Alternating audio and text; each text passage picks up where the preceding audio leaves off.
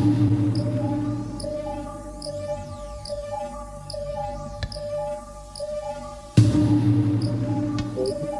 boom, boom, boom. All right. Oops. That full screen. Why is that full screen? Because I clicked on the button. Oh, that's a full screen button. Didn't even know. All right. Let's start. All right. The Black Baron broadcast. This is show 113. That's right. 113 times trying to help the black community. Good stuff. All right. So let's go through our traditional intro as we tend to do at this particular time. All right. So as we start, let me turn that off. Why is that still looping? Save energy. All right. Hey, okay. So here's the freestyle statements that if you're trying to help black people, will be good to know. Let's go. When it comes to work as a collective with only black people on matters that benefit black issues, black progression, and black ownership, black people are collectively inadequate. That's something we want to be trying to fix and reverse. We want to definitely want to work better in unity in issues that are black focused. Okay, next one. Individually, you might find a non-black person who shows some kind of camaraderie towards black people. However, collectively, black people have no friends. Very important statement there. You're going to find many good people from non-black communities who are nice to you and help you out. But generally, from a collective standpoint, black people are alone. That's right. Remember that. Never forget that.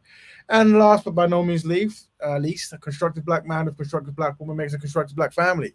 There you go. If you didn't know, now you know. Those three statements will keep you grounded. Trust me. I've been remembering this for many years, and it's kept me consistent. Other people fall off, but nope, not myself. Just remember those freestyle statements, and you're good. Take a screen grab, ram down, voila. Let's move on. So we're going to start the link if anyone wants to jump in because it is a community show. That's right, collaboration and that good stuff. Whereas we have four kind of values that we push forward: discipline, dedication, dignity, and discernment. Don't forget that. Don't forget that. Very important. Don't forget that. If you use those 4D values there, it might make helping black people that little bit more easier. All right. Try to use derogatory terms if you can. Try to use more descriptive terms. That helps out a lot, but sometimes you fall short. And also, what is Black Bearman? Well, black people helping black people on black issues for Bearman. That is Black Bearman. So if you didn't know, now you know. That's what it is. So honestly and more truthfully, it is a lifestyle. So we promote the lifestyle of Black Bearman. That's right, an entire lifestyle dedicated to helping black people that can only be performed by black people, you see. So we're trying to definitely maximize the success rate of black people collectively progressing in a furtherment state and achieving betterment, you see. And how we do it? By admitting that we are going to practice a lifestyle where that's all you're allowed to do. Oh, goodness. Isn't that fantastic? I think so. All right, cool. So we're going to show some copyright material that isn't ours. We're just doing it for case study reasons. So Copyright Act 1976 is well in effect on this particular broadcast. That's right. Now tell your friend, tell a friend to be a friend of the actual station, please. We've got a fantastic Instagram page, which I've done a very terrible job promoting, but either way, I shall do it now. But obviously, when time gives me more time, I shall try and do better. But if you feel free to follow that on Instagram and all that good stuff, to which we will do campaigns. Now, what is this week's show about? Well, as you know, we love black women here, and hopefully black women love the show. And every week for 12 weeks now, it looks like, we are focused on a queen, which is we have defined that as an exceptional black woman in history who has done exceptional things. So we've highlighted, now we're moving to Anna J. Cooper. So we're going to watch a little video on Anna J. Cooper soon, and that we start every week. Now, if there's any fantastic black women of the past or present you think we should be covering, let us know. We're almost at the end of our list dedicated to us by brother Carol. So bring up to that brother there. But we might end the fantastic Queen focus on, I think, Frances Cress Welsing, very important woman. If you don't know, I was trying to collate a bit more videos, but we might do the final one on her. Very, very interesting person to know about. Definitely very good. So also, this is now also another part 2, which is what can black people learn from the Jewish community? Teamwork ethic, right? So what we're saying is there's other communities who work really well as a team. They've got codes in place. They've got a history of understanding, and they perform really well together when it comes to progressing their agenda. So I'm thinking, can we learn from them? Who knows? So we've got some videos that might help us establish, some things we can do, and let's see. Unfortunately, with black people, just starting out agreeing that it's okay to help black people sometimes is a challenge. you find that many non-black people are, by default in their biological memory know that it's okay and necessary to help their people group. Unfortunately, black people from colonization and enslavement have been psychologically trained to be subservient and not to do for self or their own community. And also, unfortunately, there's also a tremendous amount of either low self-esteem, self-hatred, or group hatred. So we are working on that. That's what we're doing. Good stuff. Now, let us start by looking at the fantastic Queen Focus Part 12, Anna Cooper. So let's see if I have that one here. So yeah, let me start something positive. All right, go. That the cry of one Rewind. it would be subversive of every human interest, that the cry of one half the human family be stifled. Woman, in stepping from the pedestal of statue-like inactivity in the domestic shrine and daring to think and move and speak, to undertake to help shape, mold, and direct the thought of her age, is merely completing the circle of the world's vision. Anna Julia Haywood Cooper was born in slavery in Raleigh, North Carolina. Some records say 1858, some records say 1859. She was literate even before it became legal for her to be literate. And as soon as she had access to the resources of St. Augustine, she entered with the first class of students here at the age of 10 years old. St. Augustine's was one of the first educational opportunities for formerly enslaved African Americans, not only in North Carolina, but in the South as well. When Anna Julia Cooper entered St. Augustine's normal school as a 10-year-old, she would have been in the midst of people of all ages, many of them who had not had any exposure to formal education. And so her earliest moments here would have been immediately going into service to the teachers. She would have been, some would have said, the teacher's pet or a teacher's assistant. She was a tutor, and so not only was she learning to read on a higher level, to calculate, to have access to arithmetic on a higher level, but she was actually learning to teach from a very young age. When she realized that she hit a ceiling, being amongst the majority of the student population here at St. Augustine's, she advocated for access to more rigor, to more challenge. And that's when she said, I can do exactly the work that the boys are doing. I can study Greek, I can study Latin, I can study higher level arithmetic, give me the algebra. And so she did successfully advocate for herself. There was some resistance at first. There was this notion that we educate the girls to become homemakers, to become maybe nurses, maybe teachers. She will not need this higher level of education is what the theory was, but she resisted that. She pushed against those thoughts and continued to grow intellectually. And then from here, she launches herself to Oberlin. And there was pretty much a direct route from Raleigh to Oberlin. She is someone who we would call not only a genius, but a lifelong learner. She was in her late 60s when she attains her doctorate degree from the Sorbonne in Paris. As far as we know, she is the first woman of African descent to attain that level of degree from the Sorbonne. She's someone who was relentless in her passion for offering not only to herself access to education, but offering to what the Bible would say the least of these access to education. So she was a passionate, lifelong learner, and I think the life of her mind and her spirit was really the heart of her story, the heart of her life. All right. The cause of freedom is not the cause of a race. So we're looking up Queen Focus Part 12, Anna J. Cooper. For those who don't know, now you know. Let's push it. 2 more minutes of that. Just we start every week with a focus on a black queen. a black woman of exceptional merit and history of significant interest. And this week it is Anna J. Cooper. That's right. That's listen, listen, listen. Or a sect, a party, or a class. It is the cause of humankind, the very birthright of humanity. She is known for an extraordinary piece of writing called A Voice from the South by a Black Woman of the South. It was published in 1892. Her book is really a collection of what appear to be speeches, essays. She moves through reflections on the Civil War, on what she thinks needs to happen for the uplift of African American people. She also commemorates the work of early feminists, particularly New England women and educators.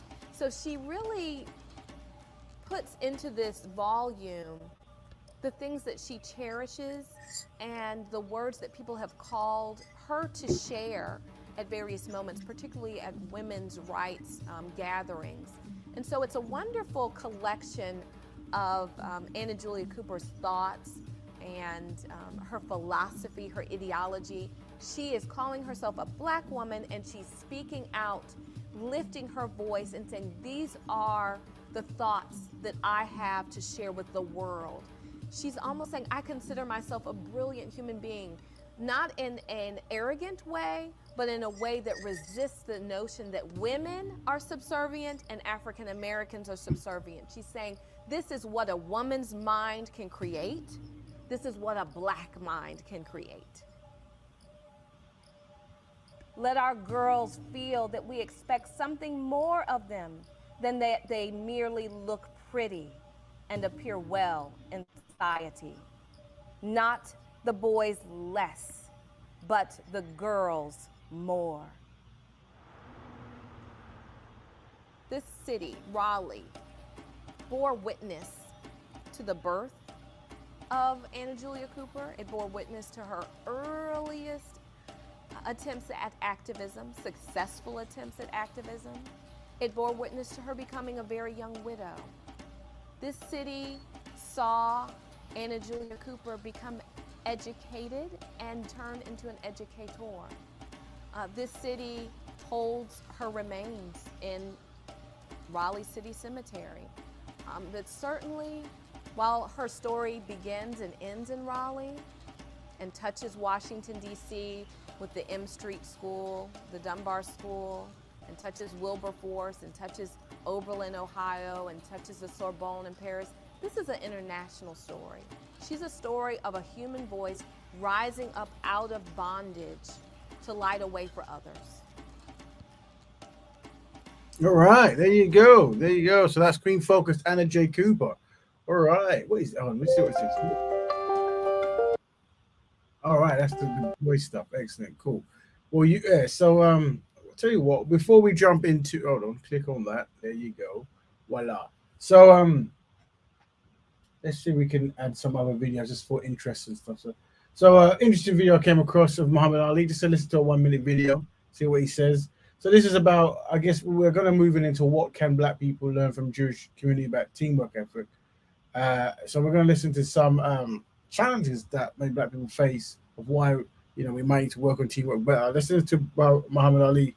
I would say the 70s. I could be wrong. True. So like rewind, and they're just so happy to see a Black man who will stand up and jeopardize every court he's got to tell the truth. So like Floyd Patterson and other fighters, they just don't take part. They make $1 million, they get them a Rolls Royce, they get them a nice home, they get them a white wife. Well, I made it, America's great, and the rest of them catching hell, and he won't say nothing. But when one man of popularity can let the world know the problem, he might lose a few dollars himself telling the truth, might lose his life. But he's helping millions. But if I kept my mouth shut just because I can make millions, and then this ain't doing nothing. So I just love the freedom and the flesh and blood of my people more so than I do the money. Be up, bro, with that. So as Muhammad Ali talking about, a lot of celebrities, they get rich, they get a house, a white wife, £1 million, Rolls Royce, this kind of stuff. And it kind of silenced them from speaking out against certain things. And I think if we know with the whole Kyrie Irving scenario, and what's his name, Kanye Ye as well. Yeah, that's something. What else is this? So we're gonna listen at one more from a brother called Jawanza. Amazing, very good to listen. Yeah, Jawanza Konjufu, Konjufu. Pronounce that one. Jawanza Konjufu. There you go. But yeah, this brother, he's always been for years been studying like how to in America, that is, how to motivate black boys, and just realistic ways of motivation and stuff. Let's have a sneak peek, whatever, what he's saying.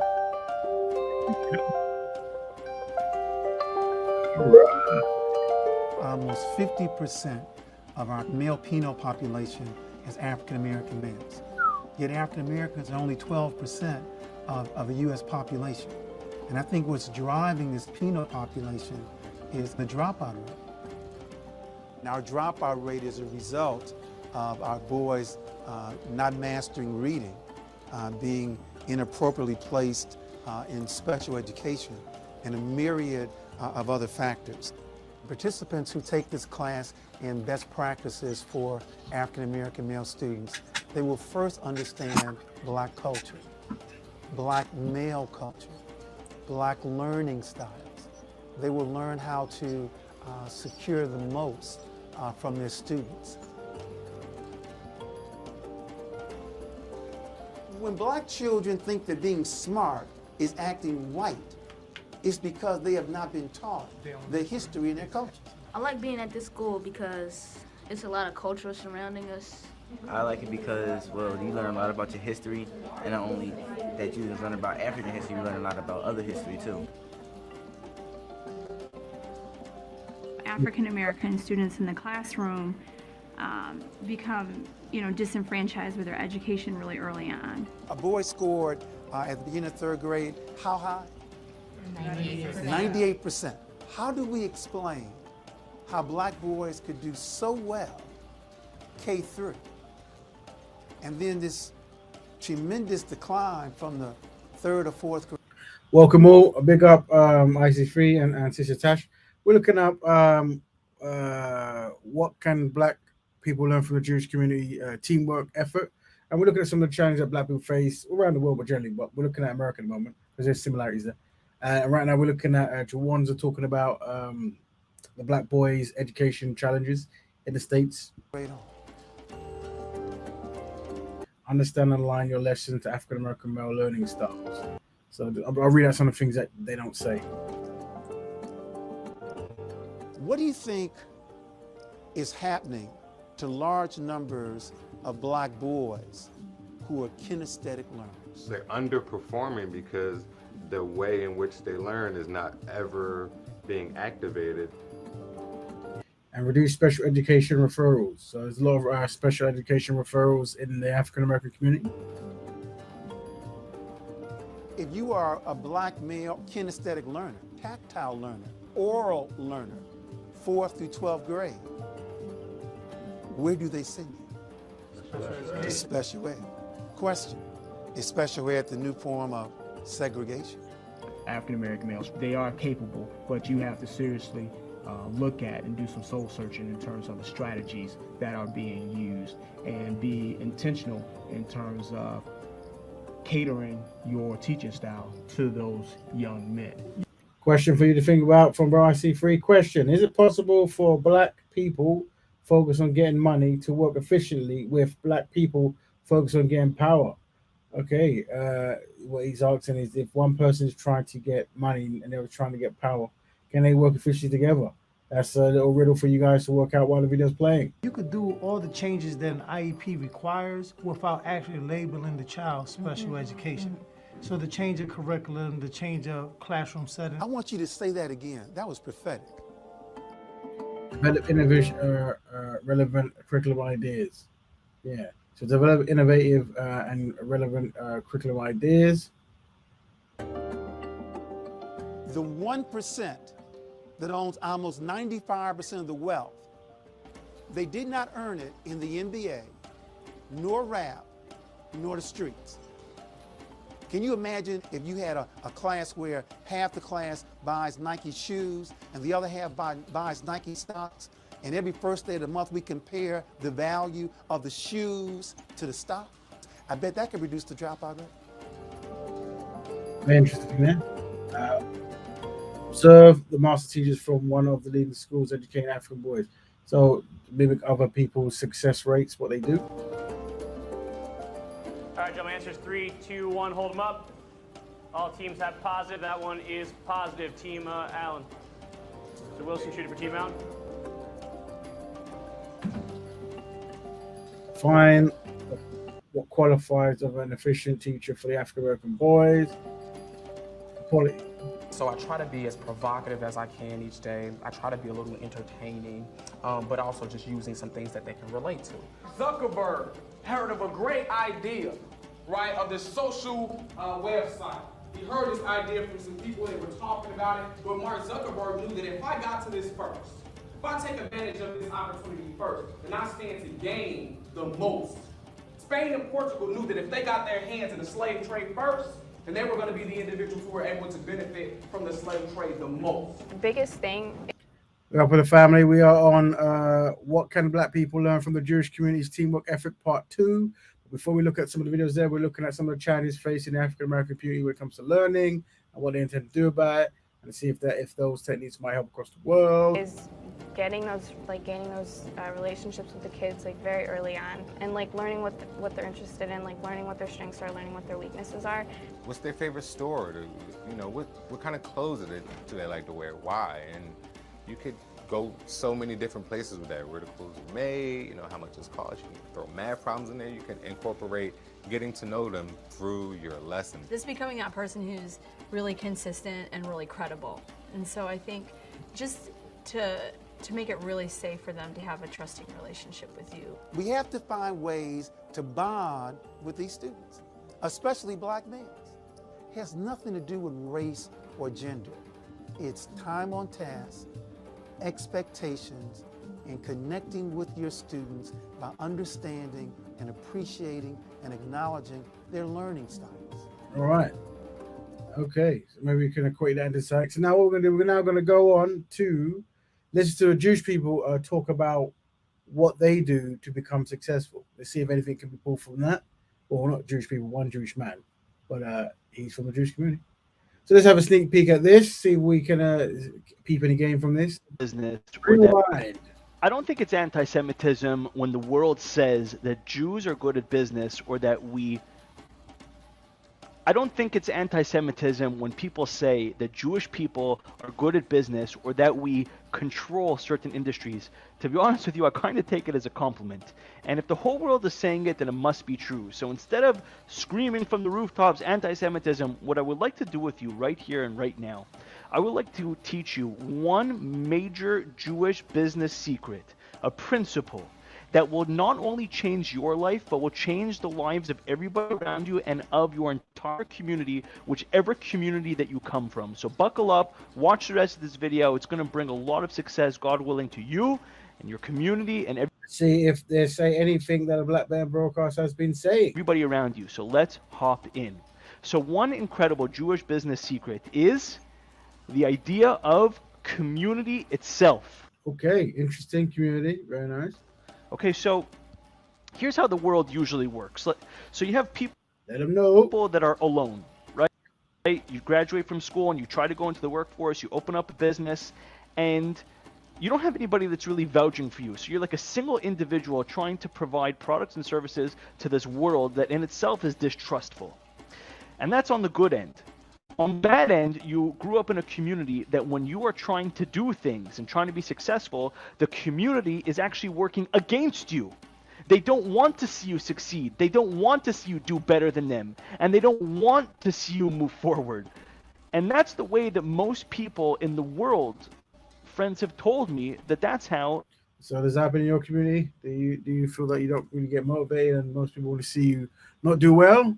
Let's see. I'm also posting a link for people to jump on the broadcast, by the way. They've grown up, and that's been their experience in business. So the Jewish community is very different. The Jewish community helps each other in business. Interesting. If you didn't know, now you know. The Jewish community help each other in business. And for many reasons, and I want to explain to you exactly what those are, and then I'm going to explain to you how you could apply these concepts and principles in your community and start changing everything around you. Interested? So here are some reasons why we support each other in business. So number one is there's a commandment. Love your neighbor like you love yourself. In other words, just like you want to be successful in your heart, you should want to wish that on other people. Because at the end of the day, we all come from one source. When you do well, the other person should also do well. And basically talking about, I guess, Raquel and us, we talk about trying to develop dopamines based upon if you see black people doing good, make you feel good, you see. Make that be part of the victory, knowing that someone else, another brother or sister in the community is persevering and progressing and doing good stuff. So if you can find a way to make that happen in your head, that's a good thing. Let's carry on listening. When somebody else does well, it does not take away from you. You should love the person so much that you want other people in your community to do well. So that's number one. Number two, the people in your community, you see them every single day. You see them as you're dropping your kids off at school, you're praying next to them in your house of worship, or you're in line with them at the grocery store. And you want to see the people around you succeed. Number three, when the people in your community are doing well and they are able to give charity, they're able to give back to the community. We want people in our synagogues and in our schools, we want them to do well, because when people are making money, that means that they could give money back to our community. So we want to help the people in our community because it just becomes a whole. So what they're saying is, obviously, being successful is one thing, but if you need to get that network going, once one person becomes successful, they will be hiring from the community. Snowball effect. And number four, one of the main reasons why we do business with each other is because there's a trust factor. We know that when we do business with each other, if we have a problem, we could go to our rabbi and he's going to help us solve it. Or if we don't have a rabbi involved, we could go to a friend that we know knows the both of us. So there's a certain element of trust when you're dealing with people in your community that allows you to build business and to build trust a lot faster than if you're just coming as a stranger. So the advantage to working with your own community is you could break into markets much faster than if you were trying to convince strangers to work with you, because there's all that goodwill that exists between you guys.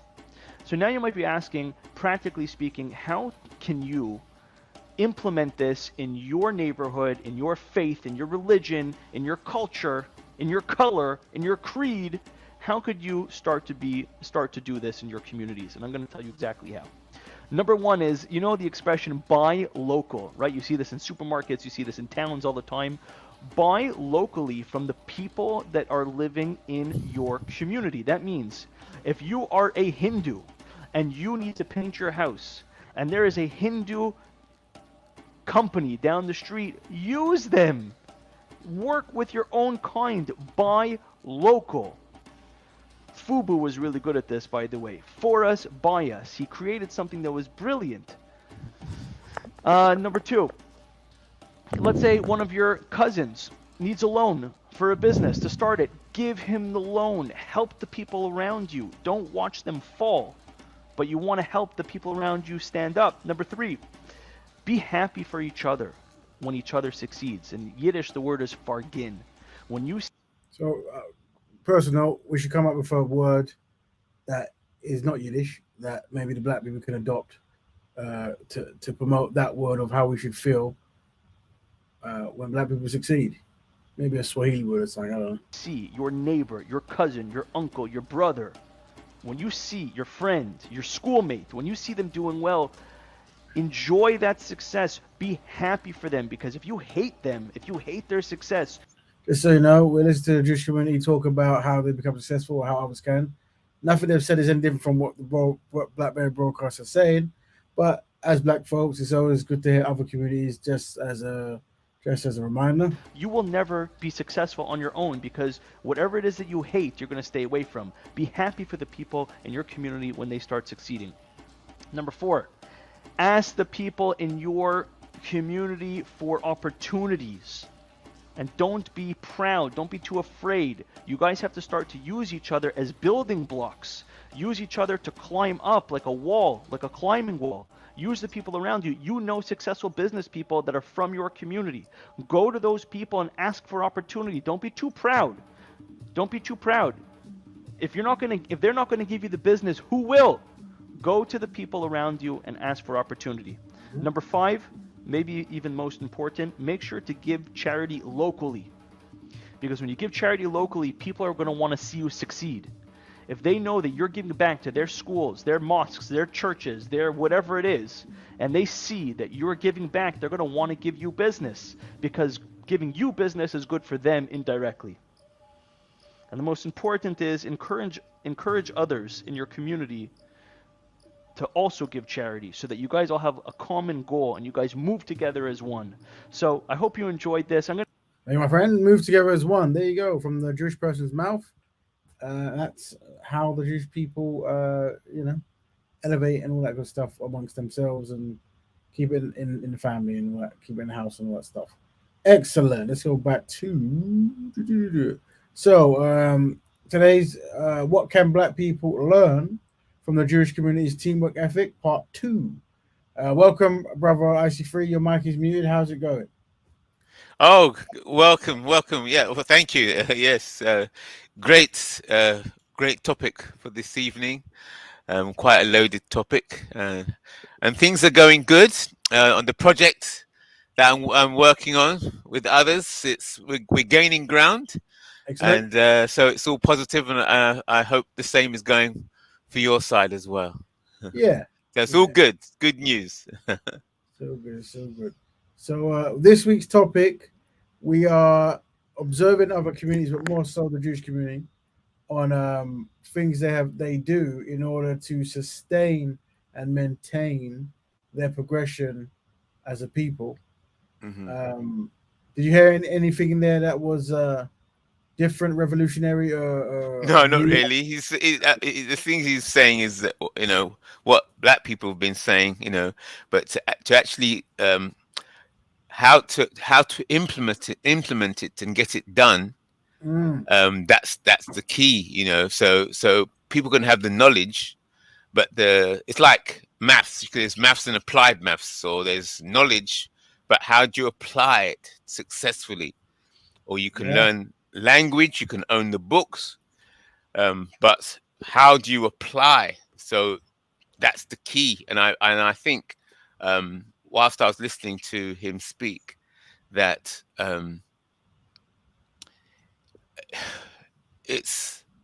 he's talking about how to work well with his community, and that's what's good for the community. But he's not talking about. He's talking defensively. He's not talking about the offense. In other words, how they work together to stop other communities from doing what they're doing. Do you understand? So obviously, if it's a race, you're going to try and get your team ahead, and you'll be happy to talk about how you all work together as a team, getting ahead and why we're ahead. But they will not tell you what they're doing to sabotage the competitors. They're not talk to you about industrial espionage. All that kind of side of the topic is not there. So does that make sense? It does make sense. So within still 1 minute of this, I haven't heard much of this, but this is something said in here. This is the basketball player, Kyrene, who I think he might be retiring because he promoted a Black Jewish DVD on Amazon. And so I was going through this. So this might be what Bro ICV is saying, is in like they weren't best pleased with the choice of DVDs he was promoting, so they want him to apologize and do like a kind of a tour to show he's remorseful for promoting this particular DVD. And this is some of his thoughts on it afterwards. I think I haven't seen it, but let's have a listen. Wasn't gonna be enough, Peace to each one of y'all. Sending my prayers up to the Creator. to our ancestors for healing. We all need it about now. You know, they call this the Lord's Day in certain religions, certain parts of our society. So I'm gonna pay my respect and my homage. But shoot, what do I have to tell y'all? Y'all making me forget. Nah, I'm joking. You know, I'm just trolling y'all. But shoot, I gotta share something with y'all. It ain't no bad news or anything like that. It's just a reality, right? And I'm gonna ask y'all from my soul to yours, please do not get distracted out here. Please do not fall victim to what the system is putting out there. It's a lot of misinformation. It's a lot of trauma going around. It's a whole lot happening in our world. And the system wants you to be depressed, wants you to be in a state of being that is low vibrational. All right. It's a change and it's a shift in what's going on in our world right now. And I'm letting you know, I'm not being arrogant or anything like that, but from 1981 to 1996, this millennial generation, I hope y'all know, we're here to shake some shit up. We're here to shake some stuff up. But in order to shake some stuff up, right? And the next generation, Gen Z, is going to come right after us, so they're watching us, right? Then you got my kids' generation, which is very young. But I got on here to say this. Please do not get distracted out here emotionally, spiritually, because the system itself is, you know, it's dying. It's dying. Old ways of living, the old ways of doing things, it's not going to last for too much longer, y'all. I'm just saying.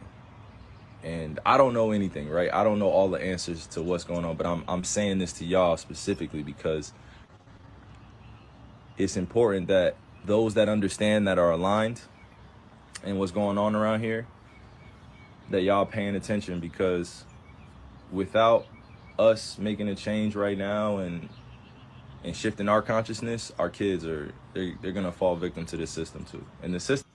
All right, so yeah, brother's probably gonna talk along about, but you won't really clarify what's going on. So yeah, and this is the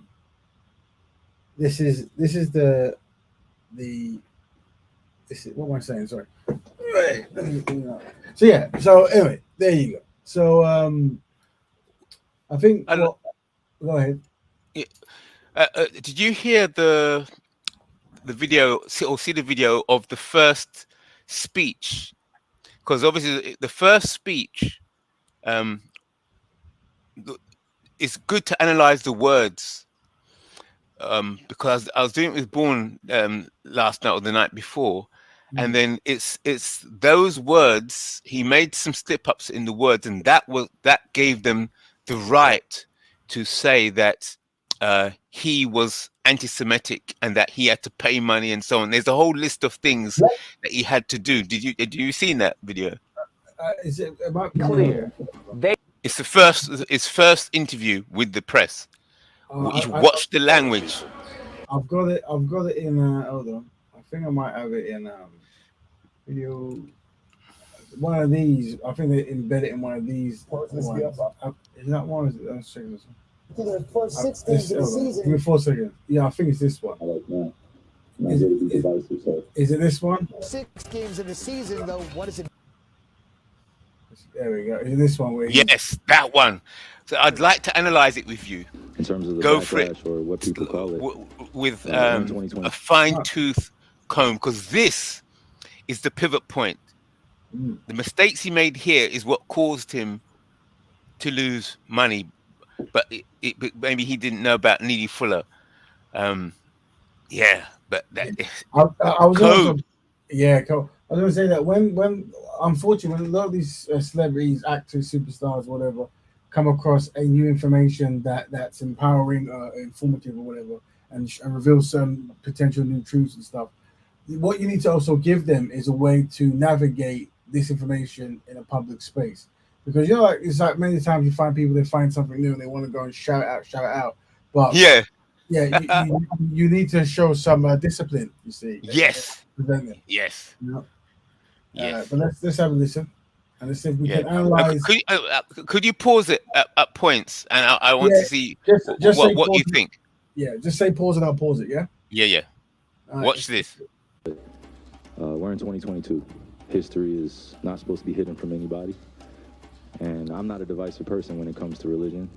I embrace all walks of life. You see it on all my platforms. I talk to all races, all cultures, all religions. And my response would be, it's not about educating yourself on what Semitism is and what anti-Semitism is. It's really about learning the root words of where these come from and understanding that this is an African heritage that is also belonging to the people. Africa is in it. Can you pause it there? There you go. Okay. So this is everything is cool so far. What he's basically saying is that he's trying to find out about himself. This is what I understand him to be saying. He's trying to discover himself. He's trying to discover his history. He's trying to understand how the world works and so on. So he's doing his research and so on. So much like Neely Fuller says, you have to stay in the question lane.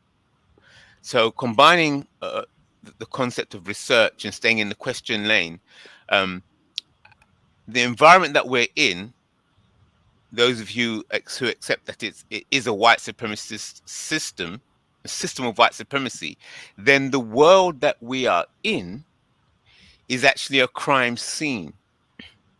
Therefore, it fits to stay in the investigative mode.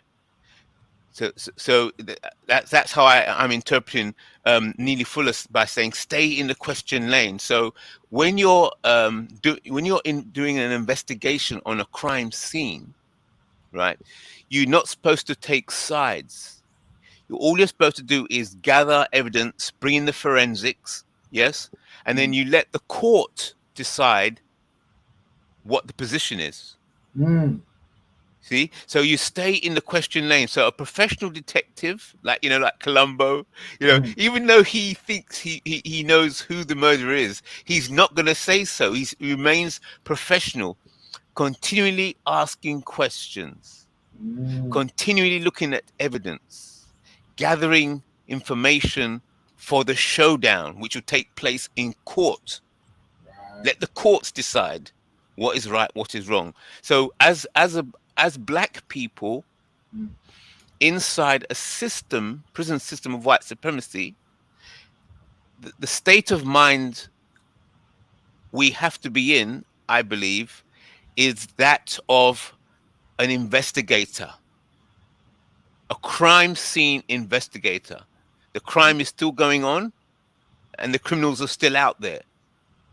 And we're suffering the impact of the crime scene, but the criminals have not been caught. The white supremacists have not been brought to justice. Therefore, we have to continue to gather information and do not take a position, because you can't take a position until you're in a position of power. And the power emanates from the court. Only the power of the court can take the white supremacists out. We can't. We're just doing our job as victims and investigators. So, I said all that to say he's okay at the moment. As you're watching the video, all he's saying is he's talking to the questioner, and all he's saying at the moment is I don't have any biases. I get on with everybody. I'm just trying to find out about myself. So I want you to all watch the moment it all changes. Go on then. Okay, carry on. I want to dismiss it or not. So the claims of anti-Semitism and who are the original chosen people of God, and we go into these religious conversations and it's a big no-no. I don't live my way like that. I don't live my life that way. Excuse me. I grew up in a melting pot, and I say a melting pot of all races: white, black, red, yellow, Jewish, Christian, Muslim, and you can see the way I live my life now. I'm not here to be divisive, so they could push their agenda. I don't want to say they, because I'm not identifying any one group or race of people, but I'm in a unique position to have a level of influence on my community. And what I post does not mean that I support everything that's being said or everything that's being done, or I'm campaigning for anything. All I do is post things for my people in my community and knows that it's actually going to impact. Anybody else that has criticism, it obviously wasn't meant for them. Josiah, the team owner, criticized him last. So I think that's what they put on this show. This show. Oh no, you need the full one. Is that they cut it off there? No. You got to watch the full color. I'll see if I can find it. Yeah. Yeah, it's very important. I want you to see the moment, the switch, because that little switch, yes, it's a sentence. It's the difference between millions of pounds. It's the same thing with Kanye West. It's just one little slip, and it's the whole contract. Your whole career is gone. Done. So let me see. Okay. Just like Neely Fuller says, it's all in the language, the system of white supremacy. Okay, I think I found. It's a color one I was watching with Bourne. I can post whatever I want. So say. I have. So let me download it, because we have issues with audio if I don't take it. Okay. As a video. Meanwhile, let's listen to what he's saying here while I download. I'm not saying that arrogantly, but from 1981 to 1996, this is specifically for y'all. Please, please, please, please, please educate the youth the right way. Please, please, we are starseeds, just like NZ, just like our elders were. We are starseeds. We returned here for a bigger purpose that many people won't understand, and a lot of this Instagram live will go over people's heads, but that's okay. That's okay. Not everybody's gonna get the fight. Not everybody's gonna get into the war. Not everybody's fearless out here. You know what I'm saying? Yeah, so let me go. I'll be more specific when I say this. I'm getting a lot of wisdom from the elders, and they're telling me that this generation that I'm in, and I'm talking about born from 1981 to 1996, that if we don't get our stuff together and start making a conscious effort to change the ways of living out here, we will be doomed. If we keep living the same lifestyle that we looked at when we were kids and saw like, oh, this is popping. Oh, this is one of the people I need to follow. Like, think about social media in general. Like, you guys are we're just following. And I say you guys, no, we are just following people. We're just following people. That is a level of influence that can be dangerous if it's not poured in the right places. All right, family, what we're going to do is we're downloading a video of Brother Irene's first interview. And we're going to see if we can try to case study and go through it as IC3's requested. Let's see if we can pinpoint maybe certain things he could have said to minimize backlash, or where it actually went kind of pear-shaped in the context of the interview. But I'm at 50% of the video at the moment, so it shouldn't take long. But we're going to listen to him talking pretty much a very mystery talk at the moment. But I guess you guys are filling the gaps. And I woke up with this on my spirit because I had to let it off. See, what's interesting here is this for me is like universal talk, as in like to talk about something needs to change, good things happening, all this kind of stuff, but not being very specific, leaving it interpretation. That technique might have been better used in the first interview. Who knows? We'll see. You know, this was what was called to me this morning. I don't know what exactly, but this is what has been called for me to share with you guys. The elder generation is saying it's time to wake up. Wake up. All right. Wake up. I'm not going to tell y'all what to do. I'm not going to tell y'all how to live, what to think. But our millennial generation, this is specifically being accountable for us. State modified. We can't try to force our thoughts and our ways on anybody else, but we have to know that the right way is already in us. You feel me? All right. That's why you have to. Let's review the video. So, family, gonna listen. So we're checking to see. If you don't know, this the brother posted a video towards a Black Hebrew DVD, and apparently in that DVD, it's mentioned that maybe some Jewish people worship the devil or something of this nature. I haven't seen it, but this was reported, and I think this, obviously the Jewish community are not best pleased by this, and they want him to pay money, pay a fine, be sorry, and I don't think he, I don't think it wasn't. He does things in his best interest to all the things they want him to do, and people say there's a consistent pattern of what they describe as buck breaking or publicly shaming black musicians, celebrities, that kind of thing, who say things that the Jewish community ain't best pleased with. So we're gonna, under IC3's request, try to see in this interview where things go ever so slightly wrong for him, and how maybe he could have worded things differently to minimize the backlash and his financial diminishing profits. Like, you know what? Let me see if there are any documentaries on Yahweh. So, went in the search bar, typed in Yahweh, that came up. Went out and shared it on my platform. That was my night. In terms of the backlash or what people call it, we're in 2022. History is not supposed to be hidden from anybody. And I'm not a divisive person when it comes to religion. I embrace all walks of life. You see it on all my platforms. I talk to all races, all cultures, all religions. And my response would be, it's not about educating yourself on what Semitism is and what anti-Semitism is. It's really about learning the root words of where these come from and understanding that this is an African heritage that is also belonging to the people. Africa is in it, whether we want to dismiss it or not. So the claims of anti-Semitism and who are the original chosen people of God, and we go into these religious conversations and it's a big no-no. I don't live my way like that.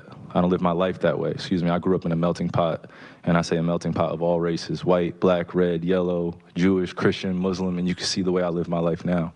I'm not here to be divisive, so they could push their agenda. I don't want to say they, because I'm not identifying any one group or race of people, but I'm in a unique position to have a level of influence on my community. And what I post does not mean that I support everything that's being said or everything that's being done, or I'm campaigning for anything. All I do is post things for my people in my community and those that it's actually going to impact. Anybody else that has criticism, it obviously wasn't meant for them. Hopefully I'm understanding what you said, and I want to make sure I get it right because I don't want to misquote any part of it. I don't expect understanding from a media conglomerate group that sincerely talks about the game of basketball, and then we bring up religion as if it's correlative at times when it's convenient for people to bring it up. So please just be direct with your question so we can move on from this and I can talk about the game and go home to my son, Elohim, and my wife, Marlene, okay? Am I to take it that this was, what you shared was not something that you've even watched? This was, you did watch it, or either watch it or read it. I had a lot of time last year to read a lot. Read a whole bunch. Good and bad about the truth of our world. So then do you, I guess, understand or not understand those that might imply that that work had anti-Semitic leanings in it? I only ask this because the tweet is still up there, so We're in 2022. It's on Amazon, a public platform. Whether you want to go watch it or not is up to you. There's things being posted every day. I'm no different than the next human being, so don't treat me any different. You guys come in here and make up this powerful influence I have over top of the adultery of, oh, you cannot post that. Why not? Why not?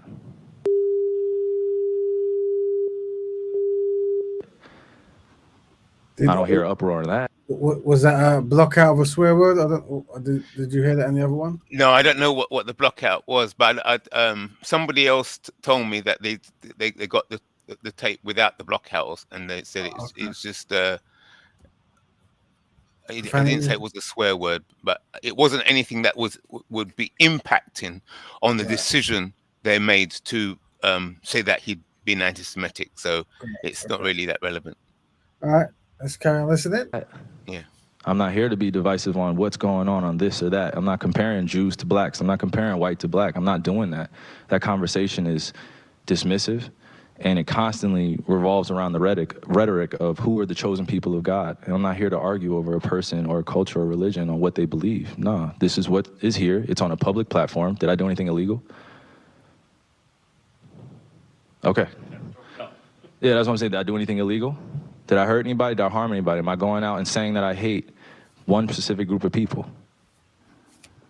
So out of all the judgment that people got from me posting, I just, without talking to me, and then I respect what Joe said, but there has a lot to do with the not ego or pride of how proud I am to be an African heritage, but also to be living as a free black man here in America, knowing the historical complexities for me to get here.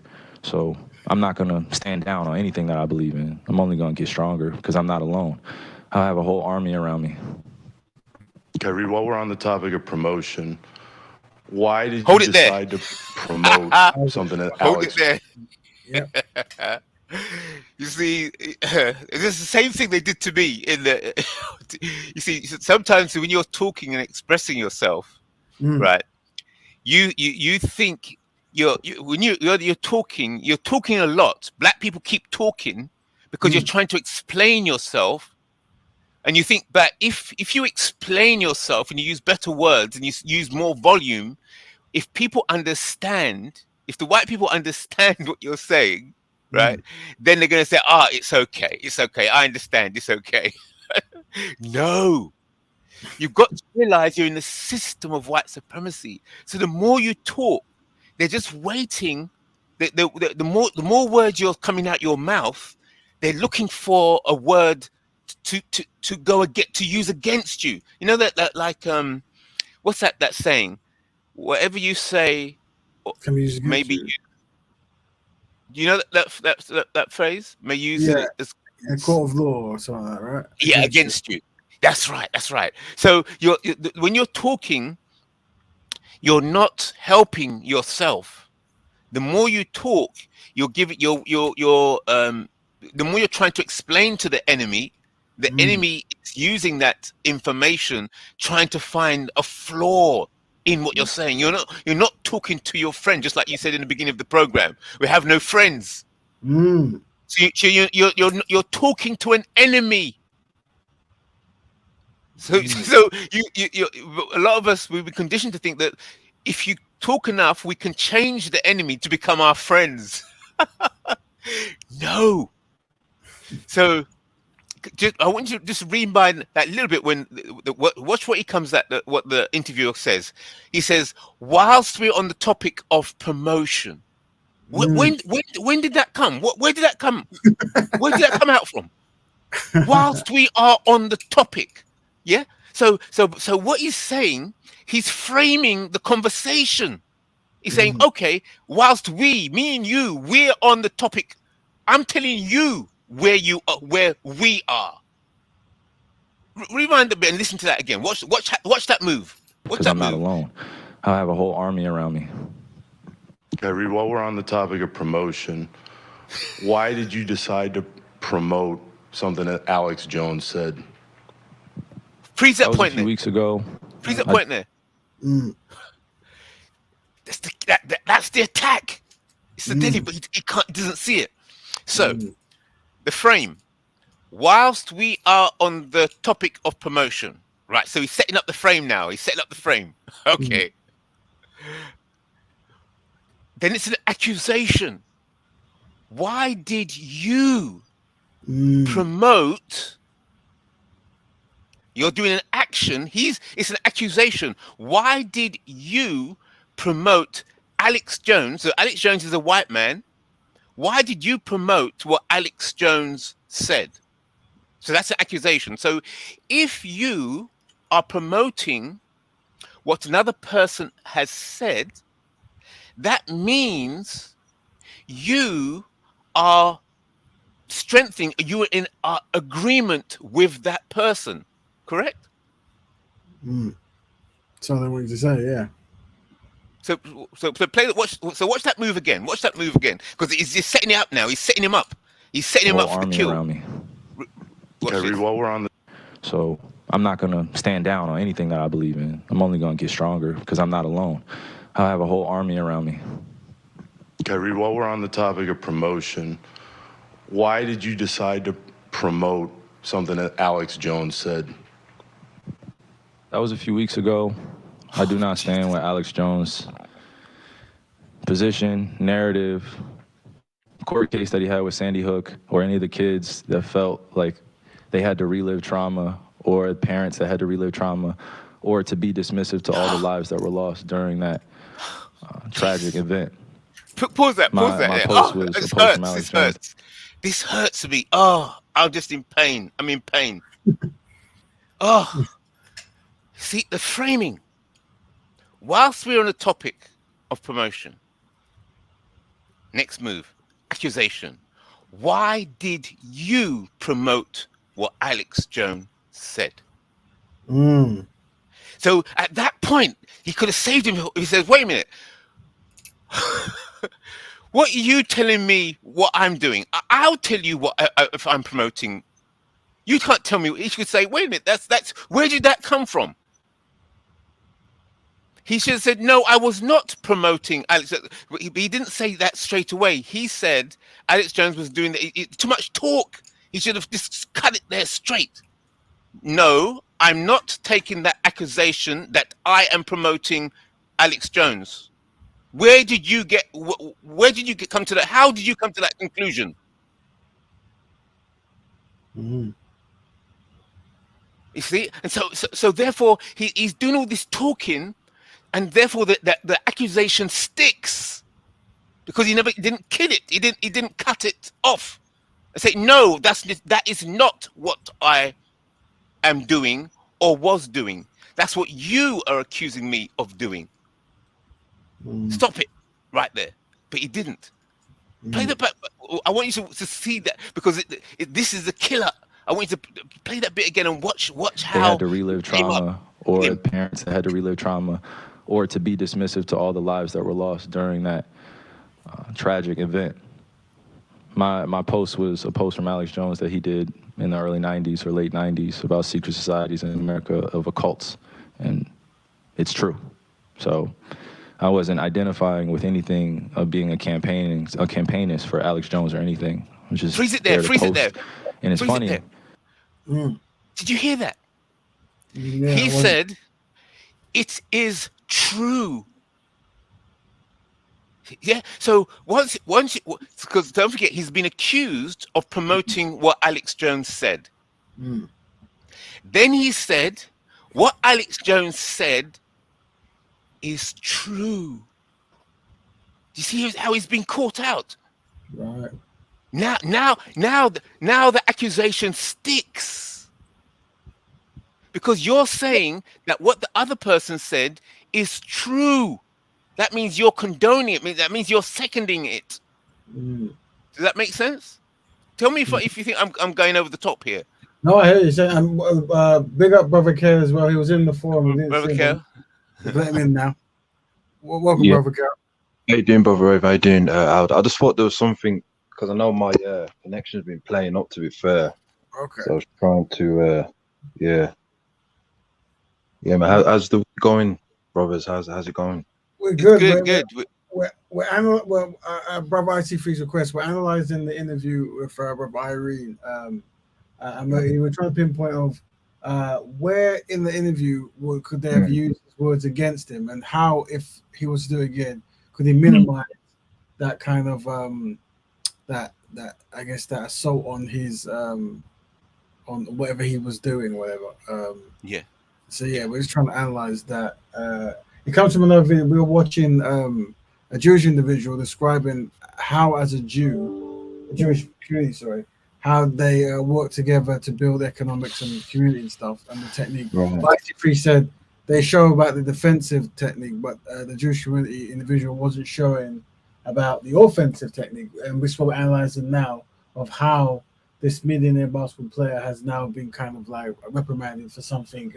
He didn't really say, he didn't really do anything, to be honest, when it comes to like what he but we're analyzing where it went wrong in this particular first video. Right. And so let me. Could you rewind it a bit, coming up to what where we started? So I'm not going to stand down on anything. Okay.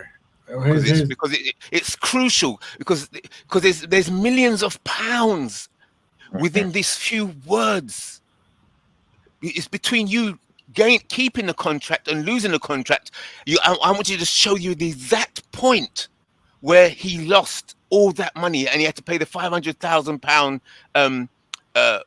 He had to say sorry. Then he had to pay £500,000. So because just saying sorry is not enough. You have to pay something. And then he also had to do a whole list of other things. And all of it spilled over from a few moments here in this interview. And I want you to focus on those few moments that cost him hundreds of thousands of pounds. I want you to catch the trick. Thing that I believe in. I'm only going to get stronger because I'm not alone. I have a whole army around me. Kyrie, while we're on the topic of promotion, why did you decide to promote something that Alex Jones said? Hold it there. Just bring up a brother Kale in there. You see? So, watch the setup. He's setting him up now for the kill. I want you to see the kill. How he's gonna mess the brother up. He set him up. So the first move is he frames it. He says, whilst we are on the topic of promotion, there's nowhere in the conversation that says we're talking about promotion. So he's saying we are on the topic of promotion. So whilst we're on the topic of promotion,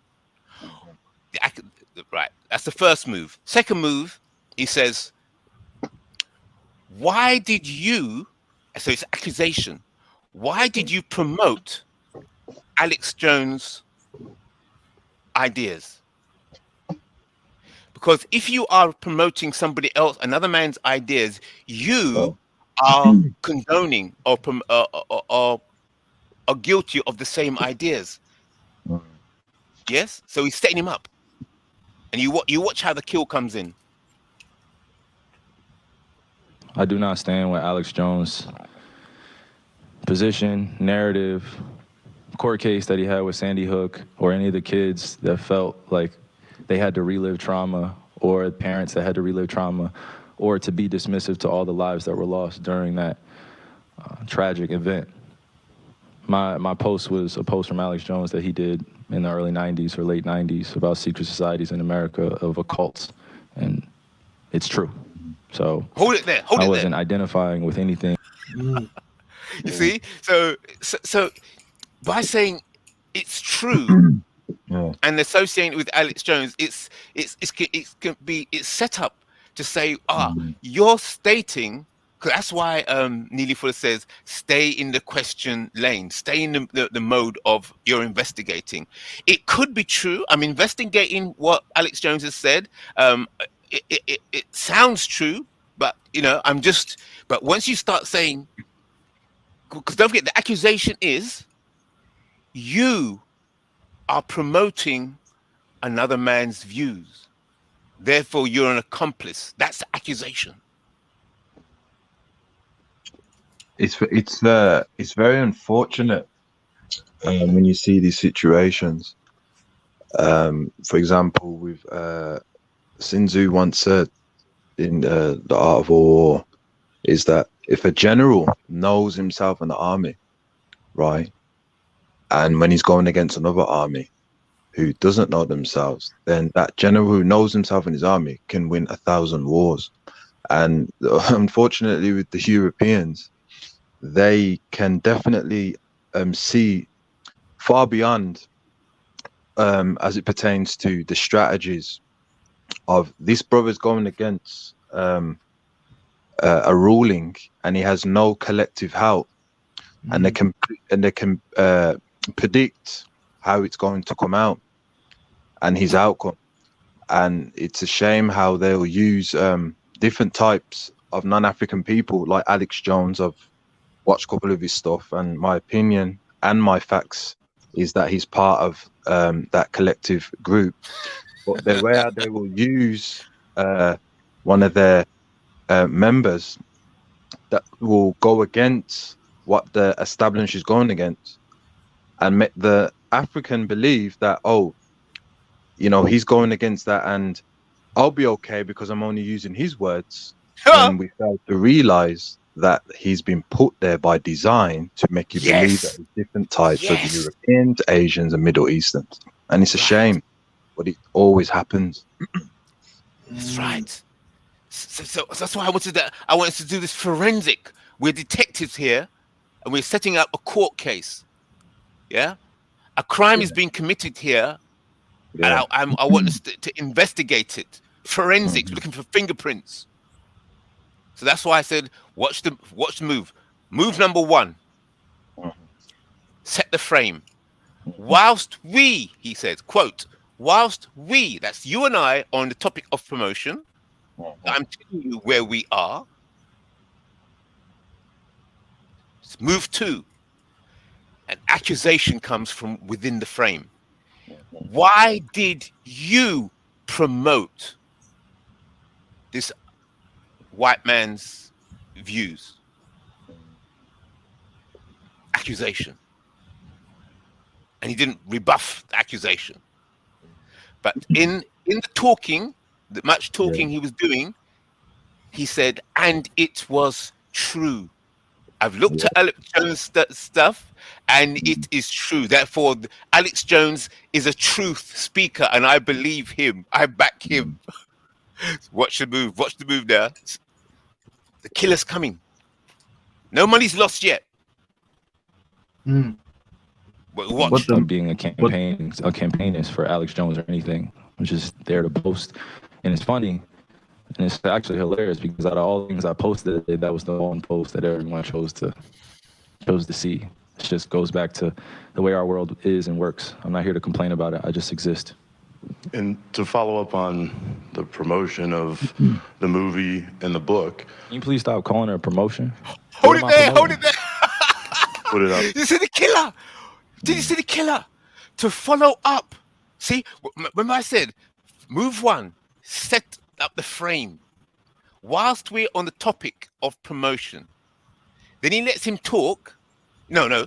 Whilst we're on the topic of promotion, then so that is the frame.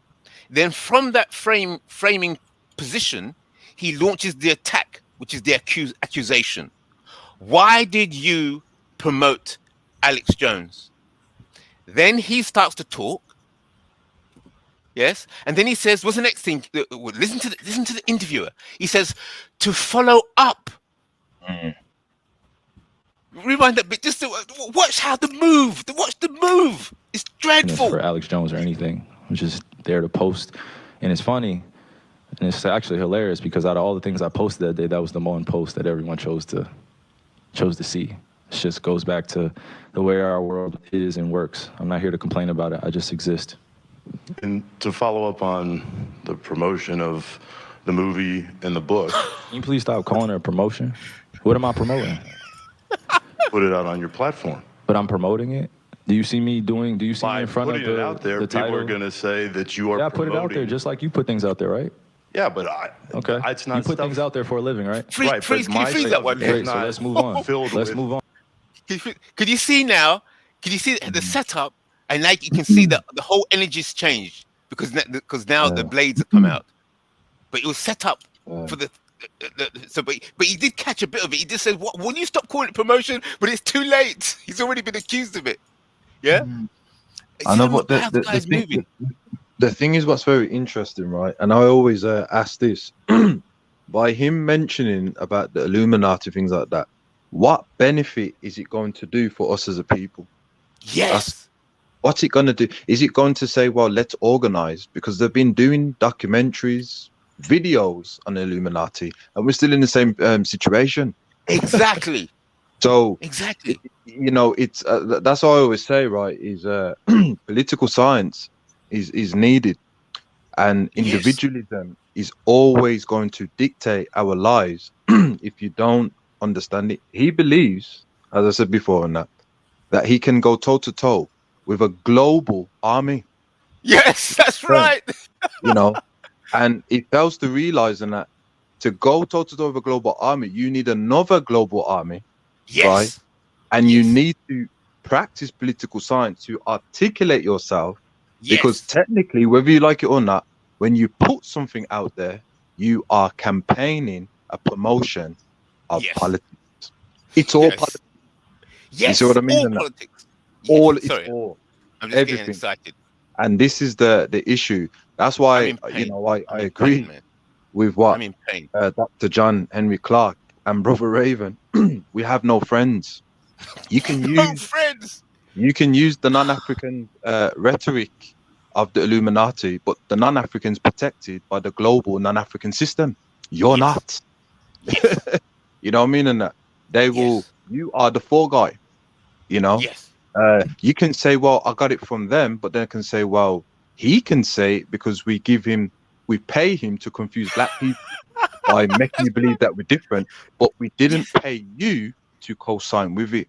Correct. And we don't understand that what they can do, you can't do because you don't have collective power. When are we going to learn? Do you see the move? You see how we have to. This is a crime scene.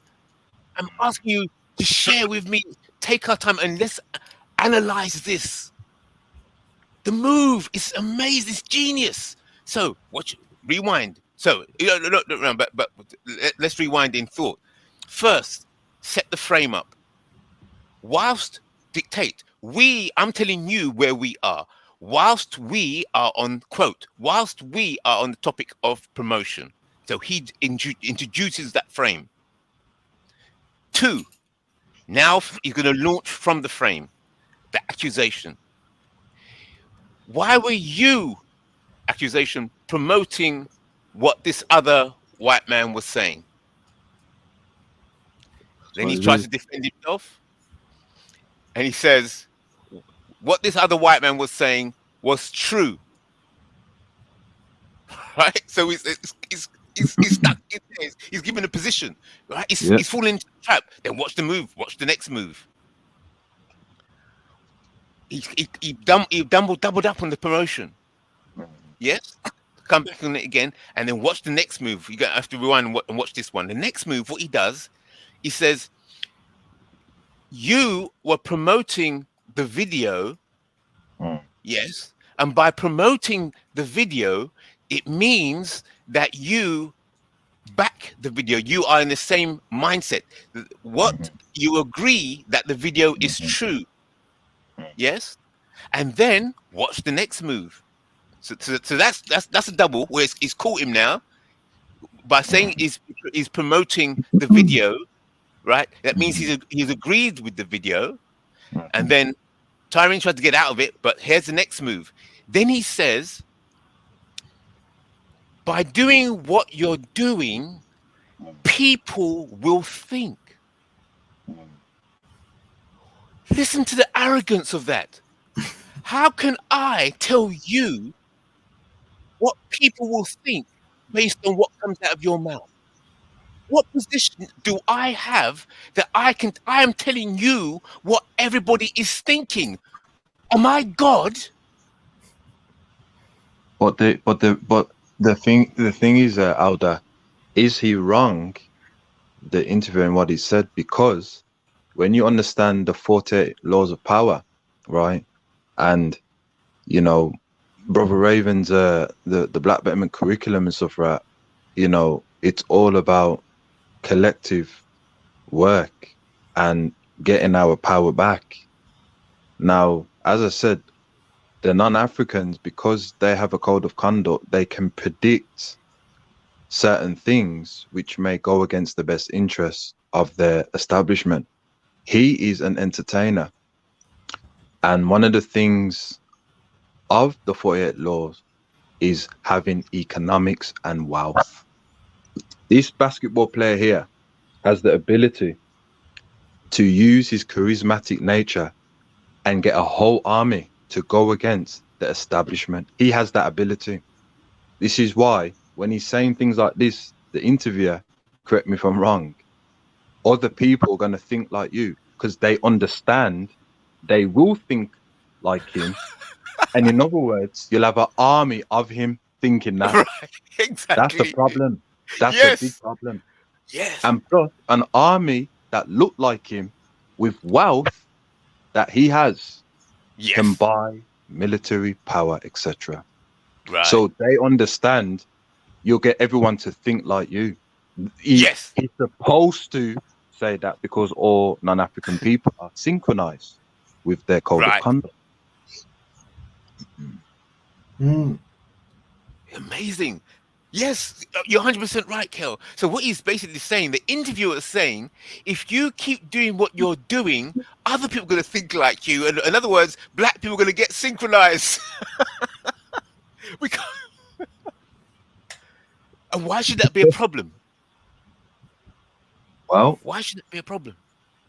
we know why it will be a problem, because think about, I said this many times, man. This is very interesting. When you observe psychologically of non-African people, they have a surviving goal. You can always say their blueprint. If we was to put their blueprint with the Black Betterment, all of it will have survive. You see? So if they have that mindset, they're going to be extreme in keeping that survival strategy far, and they're not going to want anyone to destabilize that, because that means I won't be able to prosper, we won't be able to reproduce, resources will be controlled. The fear of that keeps them On code. marching on code. We as African people, we don't have that, because what we do is we believe we're the mother and fathers of the planet. They came from us, so it doesn't matter because we reproduce. We benefit non-African people because they benefit off the continent. It belongs to us. We are the gods and things like that.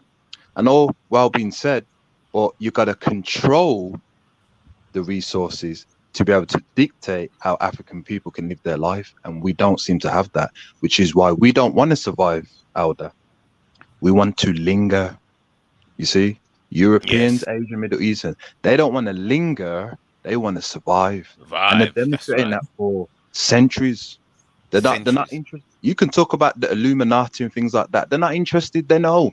Oh yeah, you can talk about that if you want. Oh yeah, do YouTubes and do send out books. Oh, we know. It's okay. Talk about that.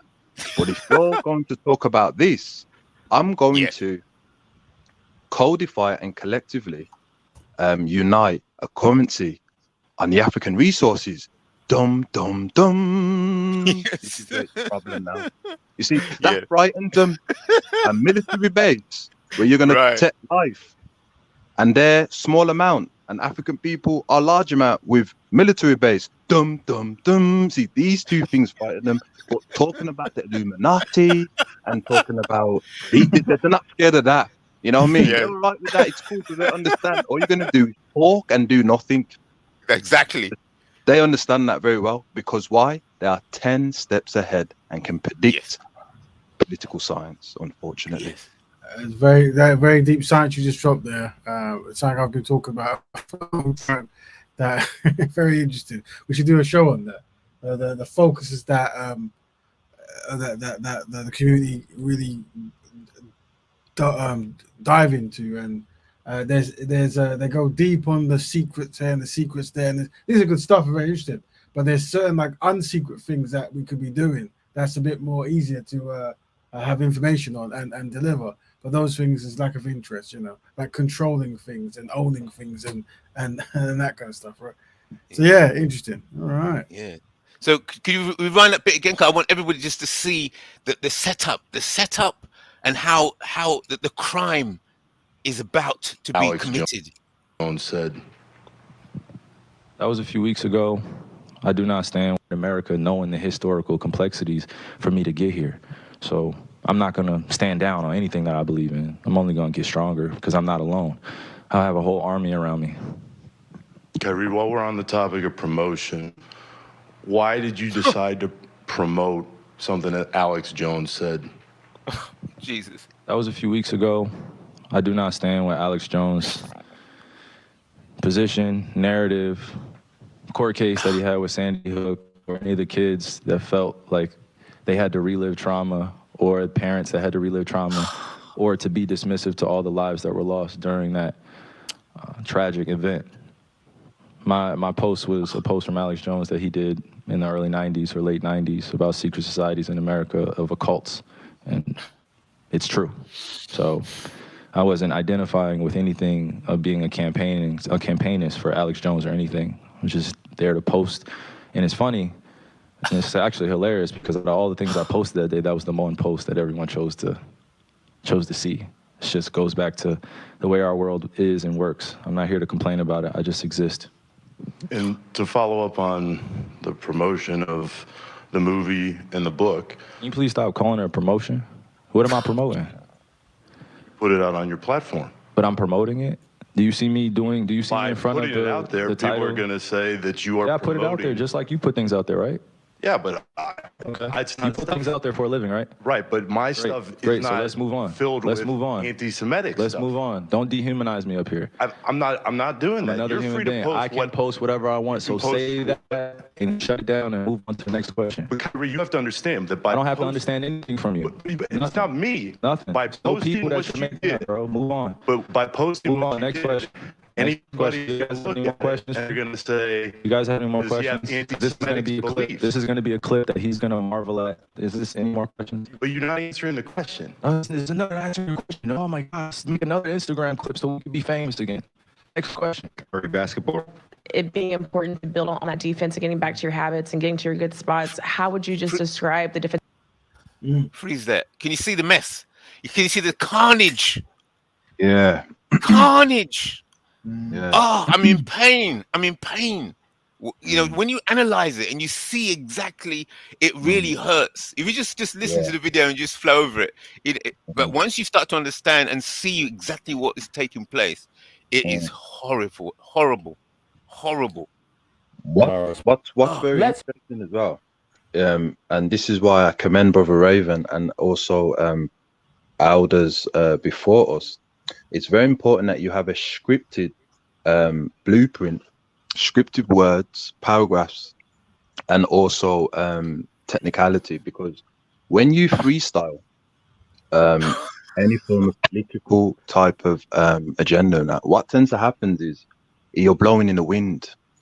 You give the opposition to steer the conversation or the agenda their way, because you're freestyling. It's coming head top.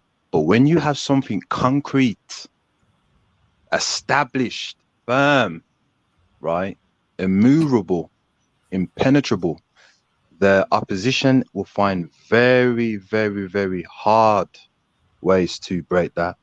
You make them say emotional things and trickery things, which you can analyze and capitalize and also destroy. And that's why I commend Brother Raven and also the Pan-Africanist movement, is that you have to have scriptive words to combat, because he didn't have that. And I'm not disrespecting the brother. It's going to be very difficult and he goes into chaos. When you see Brother Raven in the speaker's corner, or when you see the Honorable Leo Muhammad or anyone, they always have like a scripted dialogue where they can bend it that way and still remain firm. Whereas if you're freestyling, not everyone's going to catch the message. Yes. Now this is this was the second, or maybe he did more before, but I think this was the last interview they did after. I can't be anti-Semitic if I know who I am. Are you sorry for the hurt that your posts caused people? I'll take my responsibility. So he asked him, "Are you sorry the hurt that your post caused?" For posting that. He said he's sorry for posting the DVD.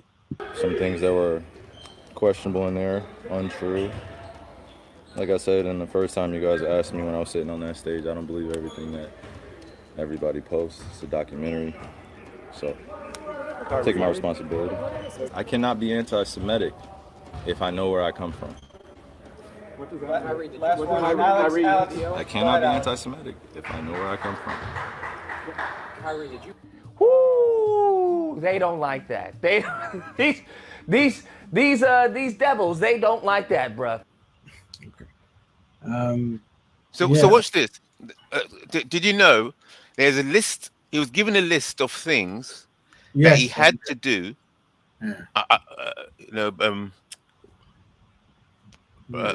I'll show him the list. The first thing on the list, it says he has to apologize, and say sorry, and I've forgotten the list. I've forgotten the name of the list. Bourne had the list.